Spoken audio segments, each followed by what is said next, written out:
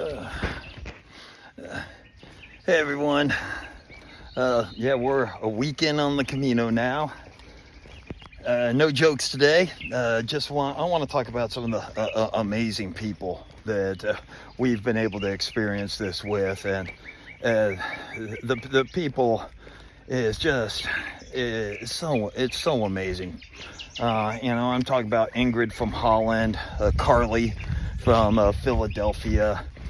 I've traveled with Luis, who's from Puerto Rico, and Anna, who's from the Dominican.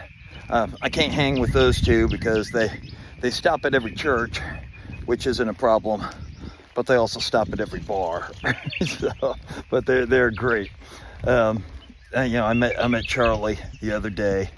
Charlie was a drug dealer in Tennessee and received a lot of grace from an instructor of his, and he's on the Camino trying to figure out how to repay all that.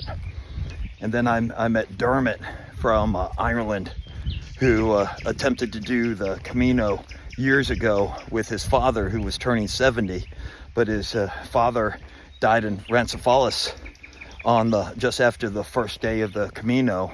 And now Dermot is back with his son Sean to complete the journey. And a lot of Australians here. I met Frank from Australia and Brian from Australia. And when I met Brian, I asked him if he met Frank. And he said, as a matter of fact, he bumped into Frank the other day.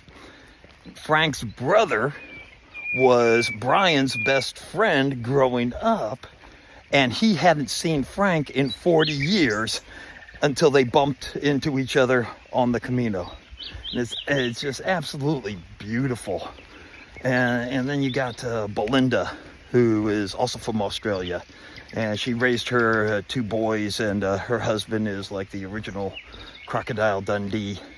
And so he's fulfilled, but she isn't, and she's come on the Camino to try to have a revelation and a spiritual awakening. And then, of course, you got to mention last night, Iban. He was the owner of the albergue we stayed in. And this guy is like the greatest showman on earth. He was playing his guitar. He was singing. He was incredibly proud of the dinner and the entertainment that he provides for the pilgrims. And he just totally delivered on an experience. So, yeah, I got to say, you learn quick that you look for these arrows to guide you, but